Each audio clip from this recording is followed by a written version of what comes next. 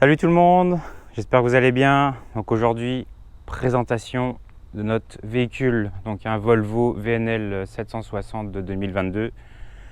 Je vais vous faire une visite extérieure, intérieure. Je vais vous expliquer aussi le chronotachygraphe, donc notre système à nous. Je vais tout vous expliquer dans la vidéo. Voilà, allez, bonne visite à vous. Donc, on va commencer par l'extérieur. Moteur de 455 chevaux, une 13 vitesses, donc 12 vitesses plus une marche arrière. Bon, c'est pas les plus puissants, mais ça suffit largement pour ce qu'on fait, là. On n'a pas besoin de plus. Voilà, donc vous avez à peu près une idée du bestiau du moteur que c'est. Bon, lave-glace, système de... ça c'est bon, l'huile. Les breakers sont... les fusibles sont ici. Bon, après un moteur traditionnel, hein, je vais pas... Donc de ce côté-là, je vais vous montrer de l'autre côté.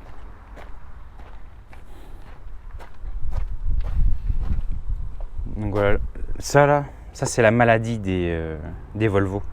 Dans mon ancienne compagnie, j'avais ce modèle, j'avais le 860.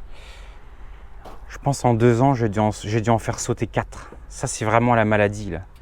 Donc quand on part, on a toujours des colliers dans ce style, des colliers Colson là. Des colliers métalliques, pardon. On part toujours avec, il y en a au moins, on en a je crois 3 ou 4 de spares, de rechange, au cas où si on a un problème. Donc voilà. Bon, ensuite je vais vous faire l'extérieur. Bon là il est sale, on devait le laver cette semaine mais finalement on n'a pas eu le temps. On a un coffre ici, mais ici en fait j'ai rien à vous montrer, c'est vraiment nos habits pour la neige. Quand on doit chaîner, nos bottes de sécurité, c'est vraiment rien de dramatique. Ça c'est un coffre, on a nos chaînes, donc pour l'hiver c'est dedans. Donc ça c'est merveilleux, ça n'a pas besoin d'être dedans, donc ça, on gagne de la place. Premier réservoir. Donc ça pareil, si vous regardez, nos feux c'est juste ça. En Europe vous avez vos gros blocs là, nous ça fait lumière, clignotant. Et ça juste pour la marche arrière. Et moi, vu que je suis plaqué en Ontario, j'ai une plaque en arrière. Je serais plaqué Québec, j'aurais pas de plaque en arrière. Là, c'est des réservoirs de 560 litres. Voilà, donc de chaque côté, 560 litres. Ça, on est chanceux, ça fait 4 semaines, 3 semaines, 4 semaines, c'est neuf. Parce que si vous vous rappelez, il y a 1 mois en Utah, j'avais un problème, on avait dû s'arrêter dans un Love's. Problème de connexion là. Donc problème réglé, nous ont tout changé, merveilleux. Ici on a toujours des sangles de rechange, on a un gros coupe-boulon, on a un balai à chaque fois qu'on démonte parce qu'il loge pas, une caisse à outils, la moindre des choses pour se dépanner, pour les petites bricoles, du lave-glace, de l'huile, de l'antigel, du Prestone. Ça le lave-glace là, dites-vous, on a 2 bidons, mais l'hiver on peut être à 4 bidons. Ça part très très vite l'hiver, le lave-glace. Ça ici, Def Only, donc ça c'est la D-Blue. La D-Blue ici. Place à l'intérieur maintenant. Donc attendez, ici. Alors ça par contre c'est un autre système qui est pas mal. Que le coupe-batterie, il est ici. Dans le modèle qui est juste à côté, le 860, il fallait qu'on ouvre à chaque fois ici et il fallait qu'on tourne le bouton qui était juste au-dessus des batteries. C'est pas pratique. Là vraiment, tu as juste appuyé sur le bouton, ça te le coupe, impeccable. Donc, maintenant visite de l'intérieur. Je vais vous montrer ça. On va retirer les chaussures. Donc, on va commencer par le poste de pilotage. Donc, basique. Comme les Volvo récents, le même volant. Donc, ici, tout ce qui est lumière. Augmenter la luminosité du véhicule. Feu de détresse ici. Ça, c'est les feux de travail, donc en arrière. Ça, c'est un bouton qu'on appuie pour faire tester toutes les lumières en même temps. Donc, quand tu es tout seul, tu appuies sur ce bouton, ça te fait feu de détresse, ça te met des appels de phare, ça te fait flasher, ça te fait tes freins. Donc quand tu es tout seul, c'est vraiment pratique. Donc pour mettre la clé, le volant. Ça, je vous le montrerai, je vous ferai un exemple. Ça, c'est un bouton. c'est pour éteindre mes lumières. Donc en fait, dès que je maintiens, si je reste enfoncé, mes feux en avant se coupent. C'est en gros pour, au lieu de faire un appel de phare pour éblouir la personne qui est devant nous, bah, t'éteins tes phares. Moi, c'est vraiment la nuit, hein, c'est vraiment quand il fait nuit. Donc t'éteins, comme ça il sait qu'il peut se rabattre. Il a la bonne distance pour se rabattre. Le bouton qui est juste en dessous, c'est pour éteindre ses feux arrière. Donc ça, je vais vous montrer, c'est les feux de gabarit ou la totalité des feux en arrière de la remorque qui s'éteignent. Donc au lieu de faire feu de détresse pour remercier, vous faites flasher 3 fois pour en dire merci beaucoup. Donc lui, il faut le maintenir. Le Cascadia que je vous ai montré juste avant, le Freiliner, vous appuyez juste une fois sur le bouton, les lumières vont flasher 3 fois, automatiquement. Donc CC, c'est Cruise Control, c'est le limitateur de vitesse, contrôleur de vitesse. Ça, pour monter et remettre. Ça, c'est pour annuler. Et quand tu appuies sur ce bouton, ça le remet automatiquement à la vitesse que tu avais choisi précédemment. Donc ça, celui-là, c'est le klaxon avec les trompes. Ça, c'est le klaxon... voilà, ouais, vous avez la différence. Ici, ça c'est tout ce qui va être pour le tableau de bord. Donc l'ordinateur de bord qui est juste ici. Bon là, le camion n'est pas démarré, mais ça vous donne... donc voilà, pareil, il a 424 000 km le camion, voilà. Donc tout ça c'est pour ordinateur de bord, c'est vraiment pour l'ordinateur qui est juste ici. Ensuite, ici nous avons ça, c'est la ventilation pour la couchette arrière. Donc ça, on n'y touche pas parce que si tu l'éteins, l'autre derrière va mourir étouffé parce qu'il fait très très chaud derrière. Avec le rideau fermé, c'est vraiment... S'il n'y a pas la ventilation, au secours, surtout en été. Ça, c'est pour la lumière au plafond. Ça, c'est des auxiliaires qui ne sont pas attribués. Ça, pareil. Ça, c'est le bouton pour les pieds la nuit. Donc là, on ne le voit pas malheureusement. Ah si, je vais peut-être vous montrer d'ici, peut-être, si ça s'allume. Là, on voit que ça s'est un petit peu allumé. Bon, de jour, c'est pas évident. Ça, frein de parc du tracteur, frein de parc de la remorque. Ça, c'est le frein de service de la remorque. Donc, vous faites ça pour tester la remorque si elle freine ou pas. Ensuite, ici, bon, bah là, c'est 2 USB, un allume-cigare. Ça, c'est pour la différentielle. Ça, c'est pour la neige. Donc, si on patine, bam. Ça, c'est pour slider, donc pour la sellette, parce que notre sellette, on peut la déplacer. Ça, c'est pour la déplacer. Donc, surtout, il faut faire attention à ne pas la déplacer. Ça, c'est pour démarrage en côte. Et ça, c'est pour la suspension. Donc, la suspension basique pour baisser la suspension quand tu dételles ou tu attelles. Voilà. Bon, ça, classique, la clim, chauffage, réglage, etc., etc. Alors, moi, j'ai un camion automatique. Ma boîte de vitesse est ici. Donc reculer, neutre, drive. Ça c'est pour sélectionner manuel, si c'est moi qui veux le shifter. Sélectionner mode. Donc le mode, si vous regardez ici, je suis en EE. Là il est en éco. Et là il est en performant. Mais là en ce moment on est en EE parce qu'il n'y a pas de... Normalement, ah non, ça ne le met pas. Donc c'est vraiment, on est vraiment en économie plus en fait. Éco, je sais plus comment on dit, c'est je crois que c'est super éco, enfin un truc comme ça. Donc voilà, donc ce modèle de camion, la boîte de vitesse est ici. Le camion qui est juste à côté, la boîte de vitesse, elle va être là. Ça va être avec un petit manche. Donc tu baisses en avant pour drive, neutre, marche arrière. Puis sur les côtés, tu as sur les côtés, comme une boîte de vitesse normale, le levier, tu peux rétrograder ou augmenter ta vitesse. C'est ça qui varie. Ça, donc ça en fait, ça c'est pour notre... ça c'est comme le chronotachygraphe. Vous avez le chronotachygraphe en Europe qui est ici avec votre carte. Moi je vais vous expliquer comment ça fonctionne. Donc ça en gros c'est comme notre chronotachygraphe. Soit on a un iPad dans le camion qui est ici ou ici, soit c'est directement sur notre téléphone. Moi c'est sur mon téléphone, mais ça je vais vous le montrer, je vais vous l'expliquer. Ça c'est un prépasse. Qu'est-ce qu'un prépasse? Donc là, je sais pas si vous voyez, là j'ai, je sais pas si ça va se voir, j'ai comme trois petits voyants ici. Si ça bip, c'est pour les balances. Si ça bip vert, j'ai pas besoin de sortir, je continue. Si ça bip rouge, il faut que je sorte à la balance. Donc dans le fond, c'est aléatoire. Souvent, c'est en fonction du poids. Si tu es vraiment large au niveau du poids, là, ça va biper vert, ils vont te laisser passer. Mais si tu es vraiment proche du 80 000 livres, donc aux États-Unis, souvent tu es à risque de sortir parce qu'ils vont plus vérifier si tu es vraiment au-dessus du 80 000 ou c'est vraiment aléatoire. Mais je vous dis, plus vous vous approchez du 80 000, plus vous êtes susceptible de sortir. Après, ça va dépendre. Des fois, ça dépend des états. Ils peuvent très bien faire sortir 20 camions d'affilée.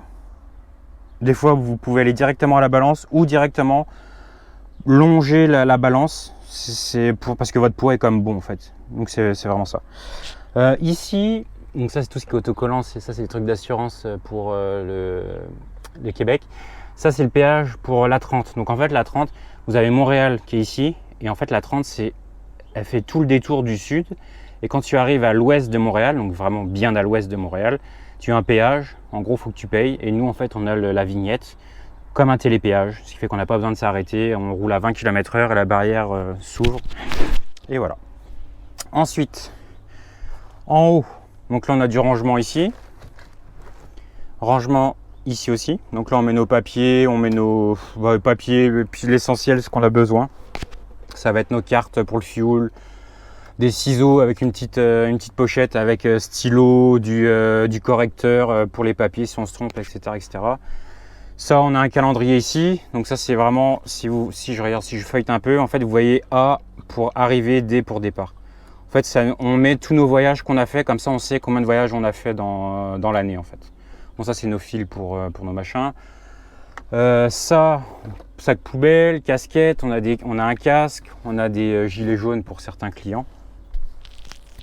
Donc le devant, c'est fait. Bon, siège passager, pas besoin de vous expliquer. Ensuite, on arrive dans la partie de derrière. Donc derrière, la partie que vous n'avez pas en Europe, parce qu'en Europe, la couchette est directement derrière le siège. Donc on va commencer ici. Ici, on a du rangement, on met des boîtes de mouchoirs. Four micro-ondes, ça c'est comme un petit rangement, c'est le côté à Chantal. Ça, on a une petite console. Là, on a genre une petite table pour manger si on veut. Donc là, on a du rangement. On met les couverts. Ici, nous, on a une petite glacière portative. Bon, elle a du vécu. Hein, les plastiques ont lâché. Pourquoi? Ce qui est bien, en fait, c'est pour pas déranger la personne qui est derrière. On met ce qu'on a besoin pour faire notre chiffre de 12 heures. Donc, des collations, des boissons, un lunch, etc. Comme ça, c'est frais. C'est juste à côté de vous, à portée de main. Comme ça, pas besoin de déranger la personne derrière pour avoir accès au frigidaire. Donc, en parlant de frigidaire, ici c'est un congélateur. Là, en plus, il tourne. Et tout ça, c'est frigidaire. Honnêtement, je vous dis, on a de la place. Moi, j'ai des gros lunchs, j'ai des grosses gamelles comme ça. Je peux vous dire, je mets mes 5 et Chantal, pareil, met ses lunchs et tout. Puis on a vraiment de la place. Ici. Donc ça, ici, c'est comme, c'est mon rangement, moi. Je mets mon sac, il est encore dans ma voiture, mais c'est mon sac de douche que je mets ici. Ça, c'est un petit truc de rangement. On met des surplus, des gants, plein de conneries. Ça, pareil, encore du rangement, mais ce qu'on a comme projet avec Chantal, c'est de faire des étagères en bois, en fait, pour que ça soit propre. Parce que ça, en fait, pour vous donner une idée, c'est quand on a vidé l'autre camion, on a transféré notre stock, c'est encore dedans. C'est des trucs qu'on ne se sert pas vraiment, en fait. Donc voilà. Ça, en bas, c'est pour les sacs de douche à Chantal. Une poubelle. Donc là, on a nos chaussons dedans parce que vu que vous le savez très bien, le camion, c'est notre maison. Donc les chaussures restent ici. On a un tapis, on a comme une grosse serviette tapis, ce qui fait que les chaussures se mettent là. On reste propre. Et je trouve franchement, c'est vraiment une bonne protection. Ça évite directement de salir le sol du camion. Donc c'est vraiment merveilleux. Pareil, soufflette à air, j'ai oublié de la dire. Première couchette. Et je vous dis, on a de la place. On loge à 2 personnes pour vous donner une idée. Vraiment très très grand. Je vais vous montrer, faire le test. Donc, vous voyez par vous-même. Donc là, je suis vraiment de mon côté. Puis vous voyez par vous-même qu'il y a énormément de place. Tous les couples qui font du team, les 2 dorment en bas en fait. Donc les 2 dorment en bas et mettent leur sac. Nous, c'est ça qu'on fait. Dans le fond, si vous voulez, ça c'est le lit à Chantal. Et Chantal a un deuxième lit ici. Pourquoi? Quand on roule, on utilise uniquement ce lit-là, mais quand on arrive, exemple, on attend le soir, comme quand on va arriver, donc là on est dimanche, je vais arriver mardi soir à Fairfield et on va décharger seulement le mercredi matin. Donc, moi je dors en bas et Chantal en haut. Pourquoi et pourquoi pas l'inverse? Pourquoi? Je vais vous expliquer. Vu que Chantal fait le jour, si Chantal dort en bas, elle va devoir me réveiller pour que moi je me transfère en bas. C'est juste une question de respect pour pas me déranger, pour que je dorme. Donc en fait, la personne qui est de jour, qui dort la veille, si les deux doivent dormir, elle va toujours prendre le lit du haut. Ça, bien sûr, c'est quand c'est pas un couple. Si c'est un couple, ben, logiquement, la personne qui va se lever en premier va dormir ici, et la personne qui travaille de nuit, enfin le soir, logiquement, dort dans le fond. Le principe, c'est ça.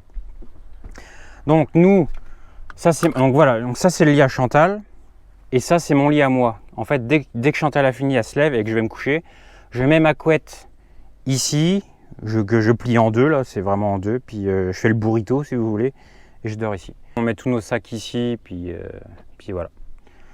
Donc voilà, vous avez vu l'intérieur d'un Volvo américain, parce que le devant, je pense, c'est comme les Volvo classiques en France, sauf que comme je vous ai expliqué, la particularité, vous n'avez pas cette partie-là. Puis ici, c'est vraiment totalement différent, quoi. Un petit studio sur roue, voilà, tout simplement. Voilà, donc j'espère que ça vous aura plu. Là, maintenant, je vais continuer de charger le camion et je vais vous montrer un petit peu les remorques, comment ça se passe quand je vais aller atteler la remorque. Voilà. Donc, ça, c'est ma remorque. Si vous voyez la lumière verte, donc lui, il transporte du surgelé. Moi, à côté, en fait, je transporte du sec. Je transporte, si vous voulez, les bouteilles de vin, les capsules en aluminium sur le top de la bouteille, c'est ça que je transporte. Donc on est super léger, donc vu que c'est ça, c'est du sec. Et en fait, il faut que je fasse un pré-trip. Donc un pré-trip, c'est lancer mon moteur, savoir si mon moteur de frigo est en panne ou pas. Donc je vérifie s'il y a des codes d'alarme et tout. Ah, il y a un train qui va passer. Vous allez voir un train canadien. Ah bah il vient de klaxonner. Alors, ça, on est bon. Attendez, c'est que je suis concentré à atteler. Voilà, on est attelé. Le petit test de traction. On est bon. Donc maintenant, ça, il est en train de tourner, on le laisse faire. Est-ce que je suis bien attelé là? Bon là ça a l'air d'être bon, je viendrai vérifier après là.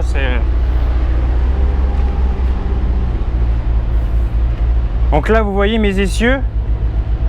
Mes essieux, je suis à 1, 2, 3, 4, 5, 6, 7, 8, je suis à 10 trous. Pour la Californie, je suis pas bon, je suis pas légal. Si vous regardez, on a une petite plaque Californie, en fait, il faut que le milieu de mon dernier essieu, il faut qu'il soit là. Donc vous voyez, je suis pas légal. Donc là, il va falloir que je ravance mes essieux. Donc en fait, ma caisse va reculer si vous voulez. Mes essieux vont rester au sol et je vais reculer. Et dans le fond, normalement, c'est 5 ou 6 trous, puis je vais être bon. Là, on récupère les papiers dans la veine d'or qui sont là. Voilà. Donc là, on a nos papiers. Voilà, c'est ça. On s'en va pour Fairfield, en haut à droite, là, Sutter Home. C'est déjà la 3e ou 4e fois que je vais là. Voilà. Donc là, je vous ai un peu montré vite fait la remorque, le frigo, mais je vais bien vous expliquer en détail tantôt quand Chantal va arriver. On va bouger les essieux, tout ça, je vais vous le montrer. Voilà, allez, à tout à l'heure. Donc là, juste avant de rentrer sur la balance, je vais vous montrer on va slider, donc on va faire glisser les essieux. Donc dans le fond, si vous voulez, vous voyez la petite ligne qui est là? Et bien la ligne qui est là va être au milieu de l'essieu. Donc là, dans le fond, on tire le frein de part de la remorque. What? Il est où? C'est ça? Voilà. Et là, ça va déverrouiller les pins. Avance ou recule? Là, vous voyez, il y a 2 pins.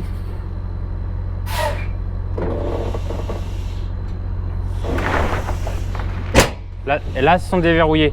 Et là, maintenant, elle va reculer. Stop, c'est bon. Vous voyez? Là, on est bon. Donc là, on rappuie sur le bouton. Et là, on va lui dire de recule. Voilà, donc là on est légal. Maintenant, je vais vous expliquer notre chronotachygraphe, comment ça fonctionne ici. Donc, nous, c'est avec Motive. Voilà. Donc, ça vous fait carnet de route, assistance, documents, etc., etc., etc. Ça vous met votre note de sécurité. Donc, quand vous arrivez, vous faites carnet de route, véhicule actuel, vous sélectionnez le véhicule. Donc, moi, c'est le 2913, c'est mon camion. Vous vous mettez off. Donc, off, c'est quand c'est du repos hors camion. SB, c'est sleeper. C'est du repos dans le camion, c'est pour conduite, et on, c'est pour tout ce qui est travail. Donc exemple, si on fait une inspection, on va se mettre sur on, enregistrer. Après, on rappuie ici, formulaire. Donc là, ce voyage-ci, j'avais la remorque H10176, c'est moi qui l'ai ajouté. Ça, c'était mon numéro de trip, donc le T171 636. Mon nom à moi, l'adresse où on est, etc. Formulaire, non. Pas maintenant. Inspection. Donc inspection du véhicule, le numéro du véhicule, et ici voilà. Donc là, ça nous géolocalise. Ça, c'est notre compagnie, le kilométrage actuel. Type d'inspection, vous appuyez là-dessus sur pré-trajet. Donc pré-trajet, c'est quand on commence notre journée. On fait la ronde de sécurité du véhicule. Post-trip, donc post-trajet, c'est comme on a fait là. C'est quand tu reviens au terminal. Tu appuies sur post-trajet, c'est pour vérifier ton véhicule quand tu termines ton voyage. Voilà. Après, vous faites signer et après, vous faites la même chose pour la remorque. Donc ça, ici, là, vous pouvez voir off, sleeper, conduite. Et ça, c'est tout ce qui est travail. Donc ça, c'est ma journée d'aujourd'hui. Donc j'ai conduit de minuit à 1h. Après, j'ai reconduit de 1h30 à 2h30. Puis là, j'ai juste conduit un petit peu parce que Chantal était fatiguée. Mais si on regarde ma journée d'hier, là vous voyez, j'ai vraiment conduit de minuit jusqu'à 3h30. J'ai tout mon sleeper, donc repos. Et après, j'ai reconduit de 3h jusqu'à minuit. Donc là, la petite zone ici, vous voyez pas mal. Ça, j'ai traversé le sud de Chicago. J'ai perdu 1 heure. C'était le bordel. Donc voilà. Donc voilà à peu près notre log. C'est vraiment pas compliqué. Donc nous, c'est sur notre téléphone, mais souvent vous avez des iPads, vous avez des tablettes qui est ici ou ici, c'est le même principe, exactement le même principe. Ça, ici, message, si exemple on fait ils ont des messages à nous envoyer, comme quoi on a été trop brusque, ou exemple on a eu, à cause de la dashcam de la vitesse, ça va être, on va recevoir un message, ou dans notification, ça dépend. Sécurité peut-être. Non, donc là, ça, la note, franchement, ça veut rien dire, honnêtement. Je suis à 67, mais enfin voilà. Voilà à peu près à quoi ça ressemble, une application de chronotachygraphe ici. Donc voilà, la visite est terminée. J'espère que ça vous aura plu. Ça vous donne à peu près une idée comment est l'intérieur d'un camion américain. Donc vous voyez par vous-même, c'est très spacieux. Nous avons une petite maison sur roue, donc on est vraiment privilégié.